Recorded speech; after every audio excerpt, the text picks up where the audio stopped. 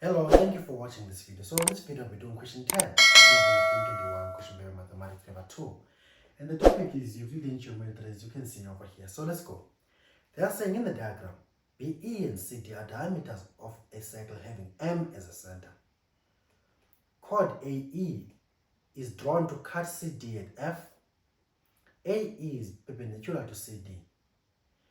They're saying allow C to be equal to X. So let's have a look at this. They are saying in this diagram, BE and CD are diameters of a circle having center M. So BE and CD are diameters of the circle having center M, which is M is the center. So BE and CD are diameters. So let me just highlight them red, our diameters. So BE, so here's our BE, they're saying it's a diameter, and CD is also a diameter. So I'm highlighting these diameters. Fine. So what do you know about diameters? You know that a diameter, its definition, is a chord that passes through the center. M is the center, so it's a chord that passes through the center. Fine. What information do diameter tell us? So what do you know about diameters? So what you know about diameters is that diameters, they subtend right angles, which is they always subtend 90-degree angles at the circumference of the circle. So if you're saying this is a diameter CD, you can see that CD subtends A1 and A2. You can see your CD subtends A1 and A2, which means this angle A1, A2, this angle of the entire angle should be 90 degrees. Because you know a diameter subtends a right angle. So you are also saying that this over here is a diameter, which means this diameter B is subtends A2 and A3. So which is this angle over here is a right angle, which means this angle from here to there is a right angle. So which is this is a 90 degrees and this is a 90 degrees. So this 90 degrees A1 and A2 is subtended by the diameter CD. And this 90 degrees A2 and A3 is subtended by the diameter BE. That's what you need to remember about diameters. Fine. They are saying AE, the chord AE is drawn to cut chord AE is drawn to cut CD. So you have AE there, right? It's called AE and it cuts CD over there. And you can see that they intersect at right angles. So they intersect at 90 degrees over there. Fine. At 10.1, they are saying give a reason why AF is equal to FE. So they are telling you that AF is equal to FE, right? They are saying why, right? AF is equal to FE. Why? So why is this length equal to that one? So if you watch my back actions, the first theorem is theorem on my Euclidean geometry when I started cycle geometry. The first theorem that I did is theorem 1a, and it says a line from circle center perpendicular to a chord bisects the chord. So which means if you have a line from center of the circle that is perpendicular to your chord, it will pass through the center of that chord. So your AE is a chord, right? And you have a line from the center, which is MC. You have a line from center that is perpendicular to a chord, right? Because if this is 90 degrees, so is this one. Or if this is 90 degrees, so is that one, right? So if you have a line from center of the circle that is perpendicular to a chord, right? It will bisect the chord, which is it will pass through the midpoint of the chord, or it will intersect the chord at the midpoint. That's my theorem 1a. So the reason AF is called FE is because we have a line from circle center that is perpendicular to a chord. So it should pass through the center of the chord, or it should bisect the chord. So the reason these are equal is because we have a perpendicular line from circle center. So a perpendicular line from circle center will bisect the chord. So if a line from center perpendicular to a chord, so it will bisect the chord. So this length over here will be equal to that length, which is it will pass through the center of that chord. So which is F is the center of that chord, AE. That's the reason. So we're done with 9.1 or 10.1. This should be 10, not 10.1, sorry. So this is 10.1. Now let's go 10.2. What are they saying at 10.2? At 10.2, they're saying, determine, giving reason, the size of M1 in terms of X. So they want us to find the size of M1 in terms of X. Where is M1? M1 is this angle over here, right? M1 is this angle over here. They want us to find this angle in terms of X. So where is M1 coming from? What is it subtended by? What is your M1 formed by? If you look at M1, this angle M1 is formed by the arc CE. So this arc is responsible of forming M1. So CE subtends M1 at the circle center. Now, the question is there any other angle that is subtended by your CE? Let's go and have a look. So we say M1 is subtended by CE, which is coming from CE, is formed by CE. But if you look at CE, your CE also subtends C1, because you can see that CE subtends C1, A1 at the circumference and subtend M1 at the center. So if you can find this A1, we know that the angle at the center is twice the angle at the circumference. So we double whatever that is and we get that angle at the center. That's how we're going to do this. Because look, I said M1 is subtended by CE and CE also subtends A1. So if you can find A1, we know that M1 will be double A1 because the angle at the center is twice the angle at the circumference. So that's what we need to do. So let's go and find A1 because A1 is in triangle AFC. So if you're looking at AFC, okay, it's okay. In triangle, Arsenal Football Club, right? We can say angle F in that triangle is equal to 90 degrees, right? This is given. And we can also say that angle C is equal to X. This is given as well, right? So in that case, what do? We want A1. We can say, okay, if we add angle C plus angle F plus angle A1 in that triangle, this will give us 180 degrees because these are interior angles of the triangle, right? Sum of angles in the triangle. So in that case, this C is X plus angle F, which is 90, plus angle A1, which is A1, it's equal to 180 degrees, right?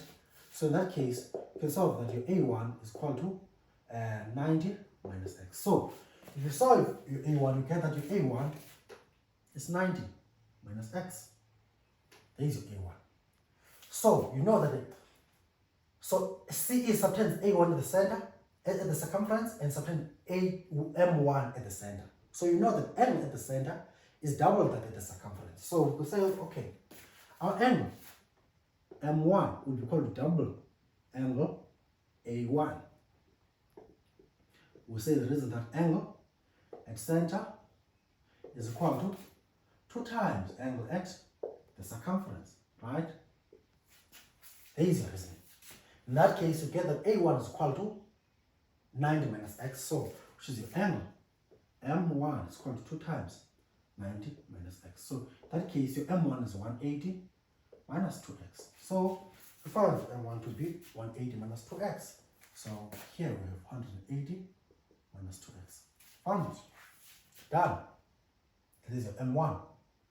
So we move. What are they saying? At 10.3. Now we're going to do 10.3.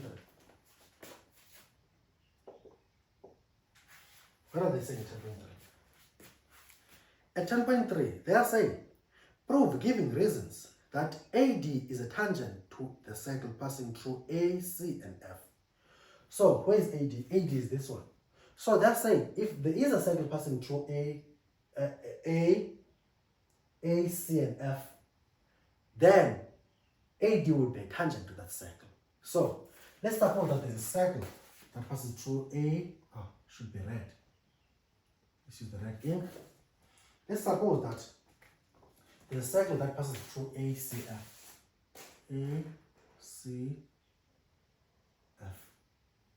So let's say there's a circle that passes through A, C, and F. No problem.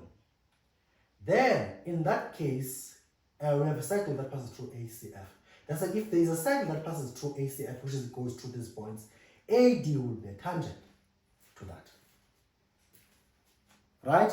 So now in that case, we must show that AD is a tangent. Fine. The question becomes, How do we prove that a line is a tangent? Fine. The first thing that you need to do, you should remember, let's say you have a circle here, and you have a line that passes down here. So if you have a center, which is your radius, should be perpendicular to a tangent. So you must prove the perpendicularness. That's the first thing, or one way you can prove that a line is perpendicular. Or one way you can prove that a line is a tangent, by showing that line is perpendicular to the radius at the point of contact, which is on the circumference, of course. Fine. So another way, actually, this is your line. I should not say tangent, I should say line here. So again, to show that a line is a tangent to a circle, so you must show that your line is perpendicular to the radius, right, at the outer contact, which is if they meet out on the circumference, which is your radius and that line, and they form 90 degrees, then that line of yours is a tangent. So look, that's why I say it's not a line, because I'm proving that a line is a tangent. Fine. So we have, what do we have? We have, what is it? We have AFC, right? Fine. Do we have, oh, actually. So in that case, we have a diameter, oh, look at AC, right, on this circle. AC subtends angle F. Look at AC on the red circle. AC subtends angle F, and angle F is 90 degrees. What does this mean? If you have a chord on a circle, on this right circle that subtends 90 degrees, that chord is a diameter, because only the diameter subtends 90 degree angles, right? No problem. So, which means this is your diameter, and your radius is a part of this, right? So now if you can show that this angle over here is 90, then you have shown that because this is your diameter, which also makes part of your radius, right? This is your diameter, which also makes part of your radius. And in that case, if you can show that this is perpendicular to this line AD, you have shown this, but you can already see that we talked about it already. So we're going to show that this line AD of ours is perpendicular to the radius. So if our line AD is perpendicular to the diameter, which means also perpendicular to the radius, because a radius is halfway through that line. It will be just halfway through that line. So what do we say? What we're going to say, okay,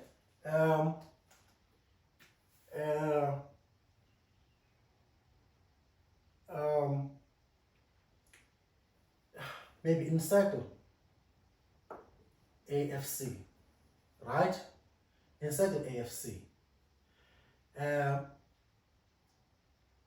angle F, which is this angle F over there. Say angle F is called 90 degrees. Why? This was given. All right. So therefore, in that case, your AC is a diameter. AC is a diameter. Why? Because our chord there, which is AC, our chord AC, subtends 90 degrees at the circumference. Right? No problem. Fine. So this is 90 degrees and AC is the diameter. Look now. We said your CD is a diameter on the big circle. So it subtends A1 and A2, which is 90 degrees. Right? So your CD is a diameter to the big circle and subtends A1 and A2, which is subtends this angle, which is 90 degrees, because a diameter subtends 90 degrees. So in that case, if this angle is 90 degrees, which is the angle between the line and the diameter is 90 degrees, therefore the angle between the line and the radius will also be 90 degrees. Therefore, in that case, AD is a tangent to the circle, because we said in order to show that a line is perpendicular, or in order to show that a line is a diameter, in order to show that a line is a tangent, you must show that the angle between the tangent and you must show that the angle between the line itself and the radius is 90 degrees. So if you can show that, if we have shown that the angle between a line and the diameter is 90 degrees, so is the angle between the line and the radius. So in that case, we'll start with angle A1 plus angle A2. They make up 90 degrees. Why? This is an angle in the semicircle, which is angle subtended by a diameter. Sorry, yes, angle subtended by a diameter. So, which is this angle here is 90 degrees. A1 plus A2 is equal to 90 degrees, right? Fine. So, what do we say? We can say, therefore, if this angle here is 90 degrees, which means AD is perpendicular to AC. AD is perpendicular to AC. Because the angle between the line AD and AC is 90 degrees, which is A1 and A2, which have risen at the angle in semicircle. Right? In that case, we can say, therefore, AD is a tangent to that circle ACF. Why? The reason is because our radius is perpendicular to the line. Because if your AD is perpendicular to the diameter, it is also perpendicular to the radius, because radius is only half of that diameter. So it's part of that diameter, which is the radius will also have the same orientation as the diameter. So we're done with this. We're done with this. Move on to the next question, which is 10.4. I'll clean the board and you do 10.4. What are they saying at 10.4?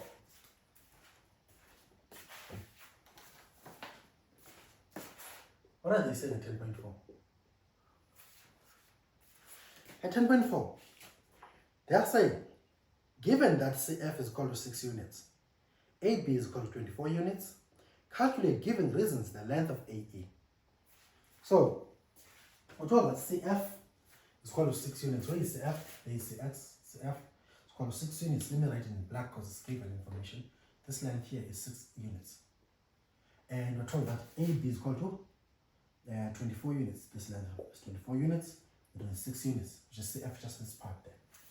What do they want us to do? They want us to calculate AE. So they want the length of AE. They want this length over here. They want us to calculate AE. So, how do we go about this? AE. Okay. So what you need to understand, remember, we said AF is equal to AF equal to FE, which is AF here is equal to FE over there. Because we said we have a perpendicular line from center. A perpendicular line from circle center to a perpendicular line from circle center to a chord will bisect that chord. Which is, if you have a line from circle center perpendicular to a chord, will pass through the center. So this side is equal to that side. Right? But also, this side BM is called ME because from the circumference to the center and from the center to the circumference, those are radii. Those are radiuses. So this length is called this length. So if you look at triangle ABE, so you can say in triangle ABE, right? So this is how ABE look like. ABE looks like this. ABE, right? Looks like this. So we have this angle over here to be 90 degrees, right? And that angle A2 and A3 to be 90 degrees. It's ABE. And we have this line from M to this point over here. And it's perpendicular. Right? Okay. Because we have a line from center perpendicular to a chord. It will bisect the chord. Right? Fine. So, if you're looking at this side is equal to this side. Because we have a line from center of a circle to midpoint chord. So, it will bisect the chord.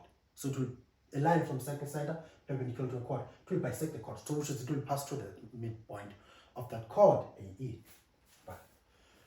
Even this side here is called this side. Because if you look at them here, this is the radius and so is that one. So, this side over here is called that side because those are radiuses. So what we have here is a midpoint theorem.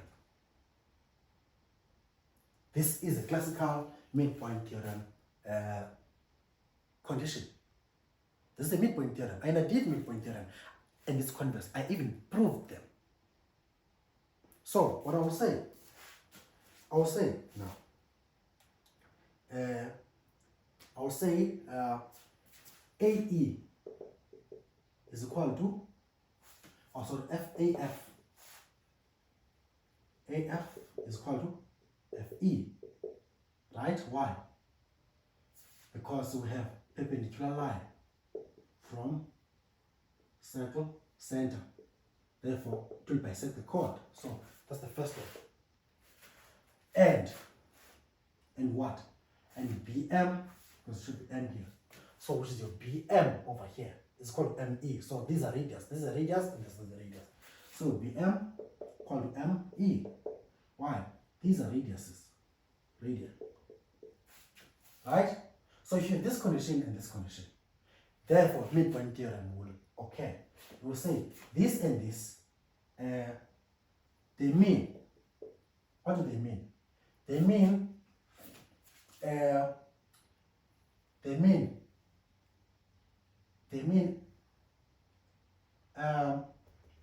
your FM will parallel, your FM here will parallel to AB, right? Which is, if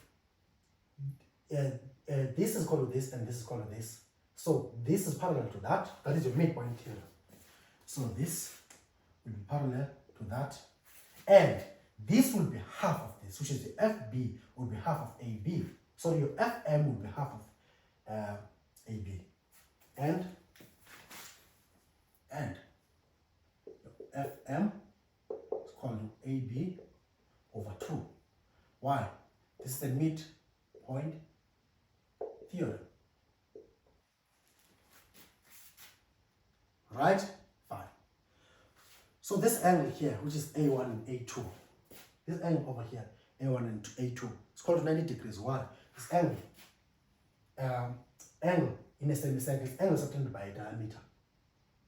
Right? This angle is subtended by a diameter.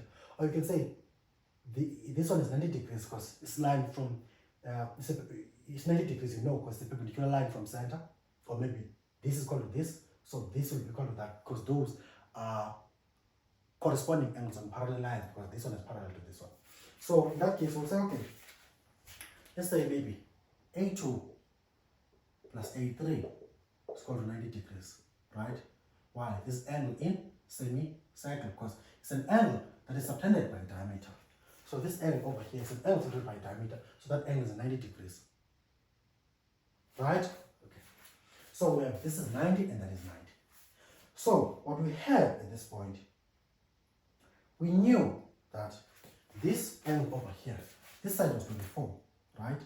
So, which is your AB is called 24, which is, we can find FM, because we said FM would be called half of AB. We can say, therefore, our FM, and say our FM, we said it's going to AB over 2, which is called 24, over 2, which is called 12. So this is called 12 units. So we know that this length over here is equal to 12 units over here. So look now, if you're looking at C to M, it's a radius C to M. And you know CF is 6 and FM is 12. So the entire length there is 18 units. So if you're looking at this entire length over here, it's 18 units, which means your radius is equal to 18 units.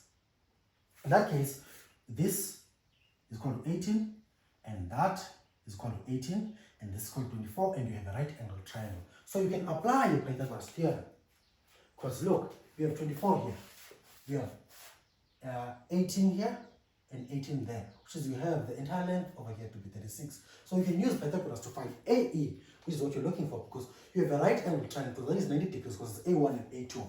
So it's equal to A2 and A3, which is this angle over here, which is defined as 90 degrees, because it's an angle that is subtended by a diameter, because A2 and A3 are subtended by BE, which is a diameter. So, in that case, in this triangle, we can say, okay, because we've been working in that triangle anyway, we'll say now BE squared B squared is equal to AE squared plus AB squared. So this is Pythagoras, right? So that's called BE squared is equal to 36 squared is equal to AE squared, which is what we're looking for. AE squared plus AB squared, which is equal to 24 squared. Therefore, your AE is equal to, you solve for AE here. So what do we get?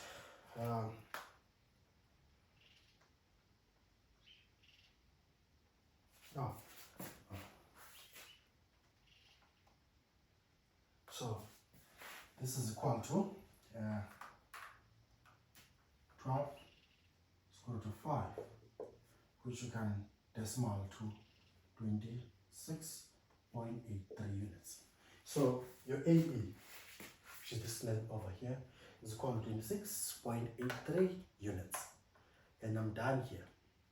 So we're going to move to the next question, which is question 11. And I hope this question does make sense to you as it does to me. Thank you for watching. Cheers.